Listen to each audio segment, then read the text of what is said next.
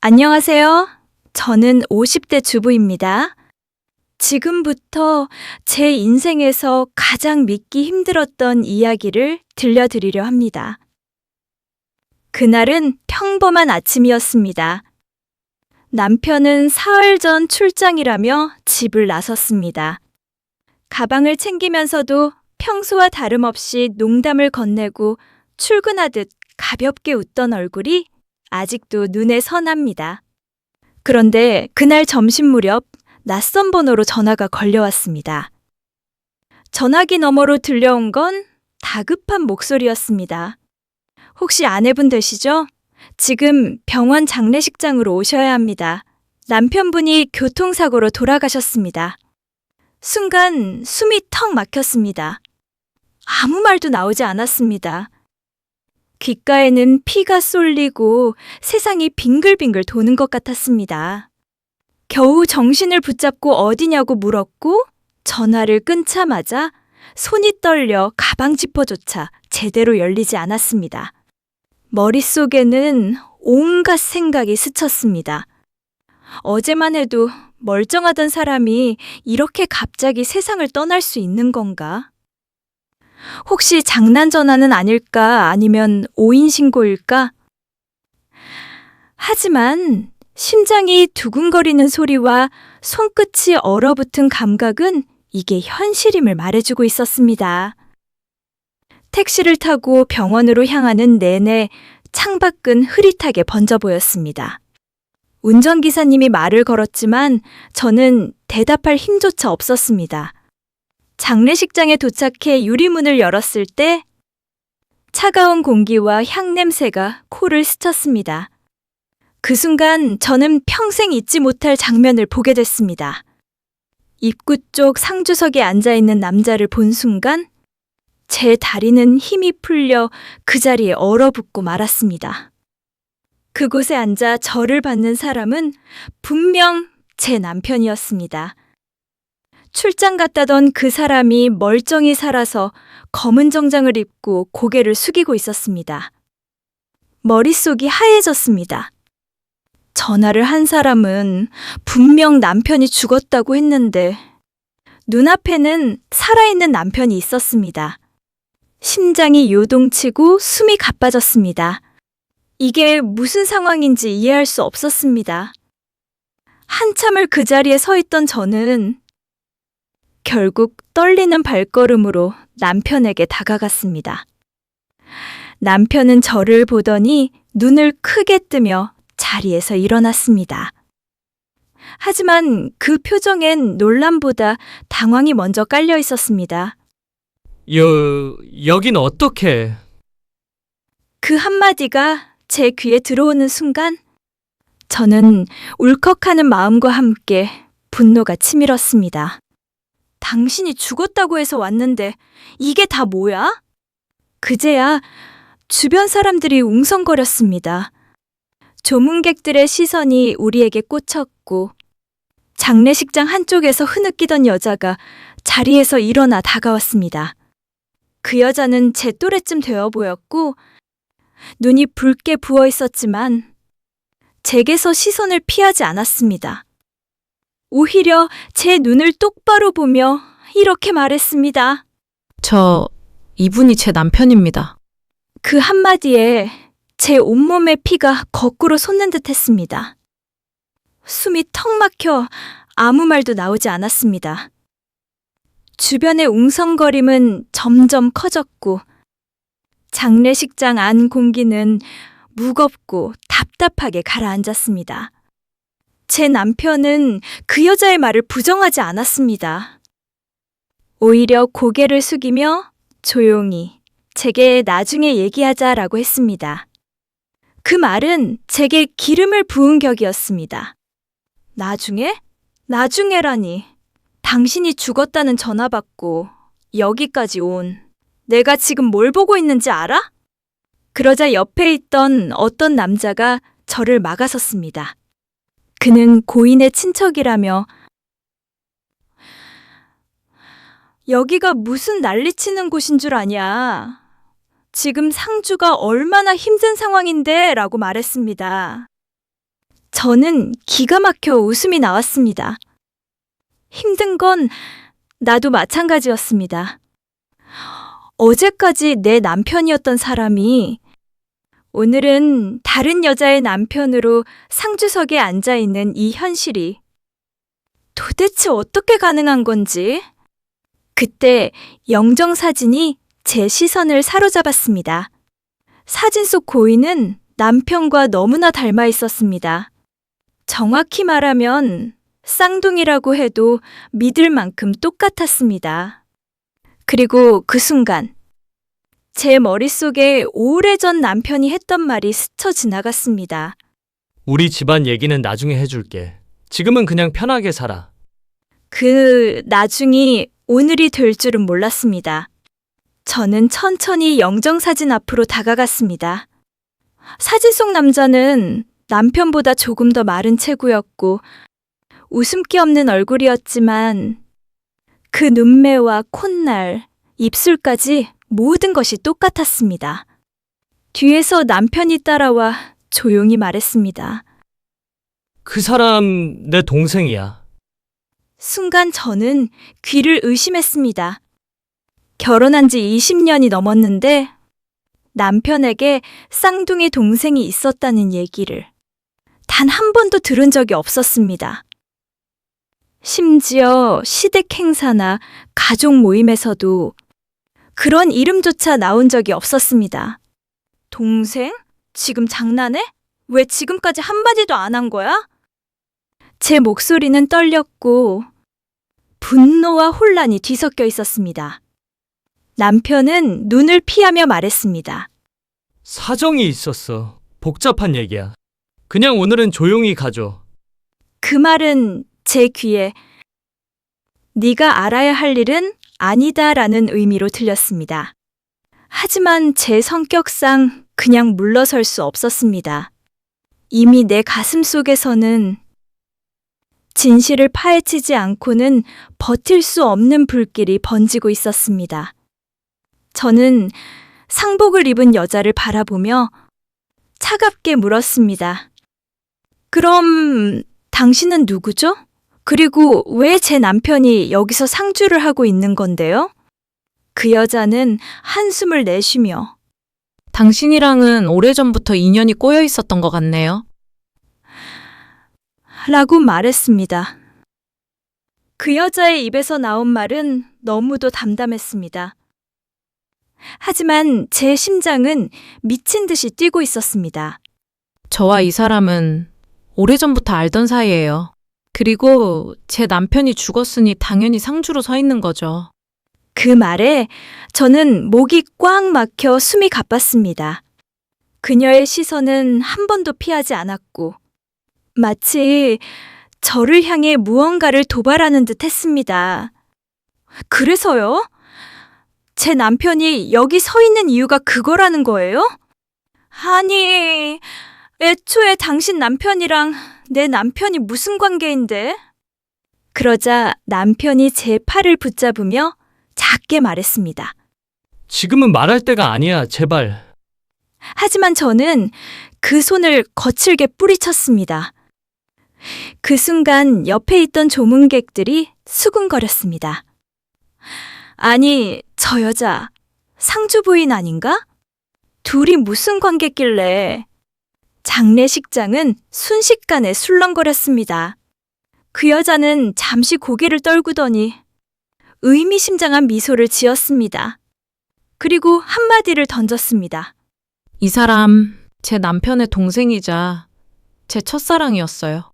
그 말에 제 머릿속이 하얘졌습니다. 숨조차 쉬기 힘든 침묵이 장례식장을 덮었습니다. 첫사랑이라는 말이 귓가에 맴돌았습니다. 심장이 무겁게 내려앉고 다리가 떨렸습니다. 결혼 전 남편이 연애 얘기를 거의 하지 않았던 이유가 순간적으로 이해되는 듯 했습니다. 첫사랑. 제 목소리는 떨렸고 그 여자는 태연하게 말을 이어갔습니다. 당신이랑 결혼하기 전 우리는 사랑했어요. 하지만 집안 사정 때문에 헤어졌죠. 그 후 저는 당신 남편의 형과 결혼했고 그녀의 눈가에 순간적으로 번쩍이는 빛이 스쳤습니다. 그건 슬픔이 아니라 묘한 우월감이었습니다. 저는 남편을 노려보았습니다. 그럼 이 모든 걸 나만 모르고 있었던 거야? 남편은 입술을 깨물며 대답을 피했습니다. 그 침묵이 오히려 모든 걸 인정하는 듯 했습니다. 그때 문득 떠오른 생각이 있었습니다. 혹시 내가 받은 그 전화, 일부러 날 이곳으로 부른 건 아닐까?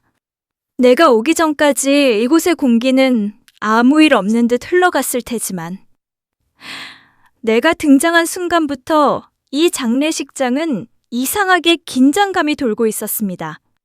그 여자는 제게 마지막으로 한마디를 던졌습니다. 아마도 오늘이 당신이 모든 걸 알게 되는 날이 될 거예요. 그 말은 마치 예고장이었습니다. 곧이어 한 중년 남성이 장례식장 안으로 들어왔습니다. 그는 검은 봉투 하나를 들고 있었고 모두의 시선이 그에게 향했습니다. 남편은 순간 굳은 표정을 지었고 그 여자는 묘한 미소를 지었습니다. 그 남성은 상주석 앞에 봉투를 내려놓더니 말했습니다. 고인의 유언장을 가지고 왔습니다. 그 한마디에 장례식장은 또 한 번 술렁였습니다. 유언장이라니. 저는 무심코 남편과 그 여자를 번갈아 보았습니다. 남성은 봉투를 열어 종이를 꺼내더니 큰 소리로 읽기 시작했습니다. 내가 세상을 떠나면 내 재산 전부를 아내에게 물려준다. 그리고 동생에게는 절대로 한 푼도 주지 말라. 그 이유는 그는 나를 배신한 사람이다. 순간 제 시선이 남편에게 꽂혔습니다. 남편의 얼굴이 새파랗게 질렸고 손은 가늘게 떨리고 있었습니다. 그 여자는 고개를 돌려 저를 바라보며 작게 웃었습니다. 보셨죠? 그 배신이 바로 당신이 모르는 이야기예요. 제 안에서는 분노와 궁금증이 뒤섞여 더는 가만히 있을 수 없었습니다.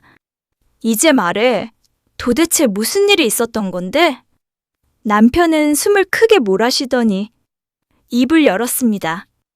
남편의 목소리는 낮고 거칠었습니다. 그날 형의 아내, 그러니까 저 여자가 먼저 날 찾아왔어. 형과의 결혼 생활이 힘들다면서 나에게 도움을 청했지. 저는 숨을 삼켰습니다.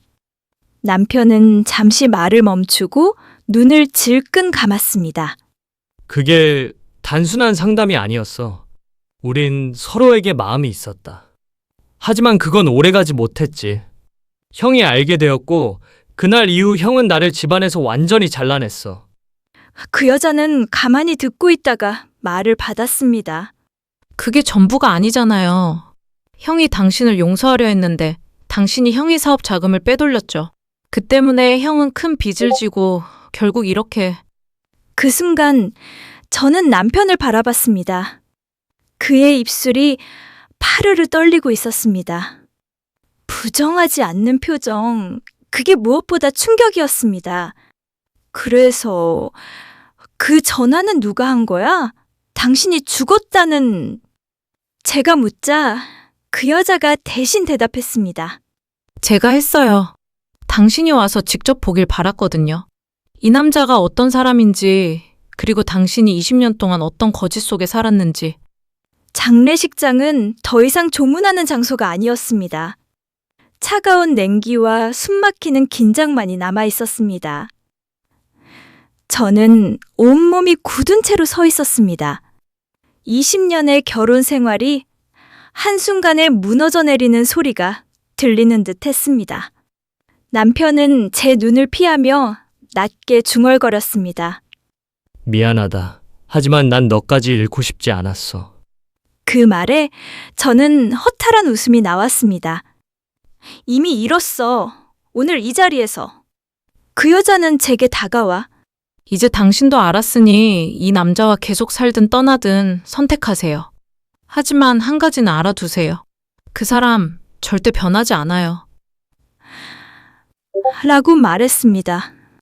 그 순간 제 마음속에 결심이 섰습니다. 이대로 울고만 있을 수는 없었습니다. 20년 동안 속고 살았다는 치욕과 분노가 이제는 차갑고 단단한 의지로 변해갔습니다. 조문객들의 시선이 여전히 우리를 향하고 있었지만 저는 가방을 단단히 잡고 장례식장을 나왔습니다. 차가운 공기가 제 뺨을 스쳤지만 가슴속 불길은 식지 않았습니다. 좋아. 그렇다면 나도 가만히 있지 않겠다. 이 결혼도 이 남자도 오늘로 끝이다. 그날 이후 저는 조용히 움직이기 시작했습니다. 남편이 모르는 곳에서 그를 무너뜨릴 준비를 차근차근 해나갔습니다. 집으로 돌아오는 길, 제 머릿속은 수십 가지 계획이 동시에 굴러갔습니다. 분노와 허탈함이 뒤섞여 눈물이 나올 법도 한데 이상하게 눈물은 나오지 않았습니다. 대신 마음속이 점점 차갑게 식으며 또렷해졌습니다. 먼저 남편이 숨겨둔 돈줄부터 찾아야 했습니다. 20년 동안 살면서 제가 모르는 계좌나 비자금이 없을 리 없었습니다. 남편은 사업 얘기를 거의 하지 않았지만 가끔 늦게 들어오거나 전화를 피할 때가 있었죠. 그 순간들이 전부 퍼즐처럼 제 머릿속에서 맞춰지고 있었습니다. 집에 도착하자마자 서재문을 열었습니다. 그곳은 남편만이 사용하던 방이었고 저는 평소에 거의 들어가지 않았습니다. 책꽂이 사이에 꽂혀 있던 서류철과 금고, 그리고 서랍 안쪽에 숨겨져 있던 외장하드까지 모든 걸 가방에 쓸어 담았습니다. 특히 금고 안에서 발견한 두꺼운 서류 뭉치는 제 심장을 크게 뛰게 했습니다. 거기엔 남편 명의가 아닌 제3자 명의의 부동산 등기부 등본이 여러 장 있었고 심지어 현금 다발이 고무줄로 묶인 채 들어있었습니다. 이건 분명히 장례식장에서 그 여자가 말한 사업자금 빼돌린 증거와 연결될 수 있는 것이었습니다. 그날 밤 저는 한숨도 자지 않고 자료를 정리했습니다. 남편의 거래처 명단, 전화번호, 계좌번호, 부동산 목록, 심지어 그 여자가 살고 있는 집의 주소까지 찾았습니다.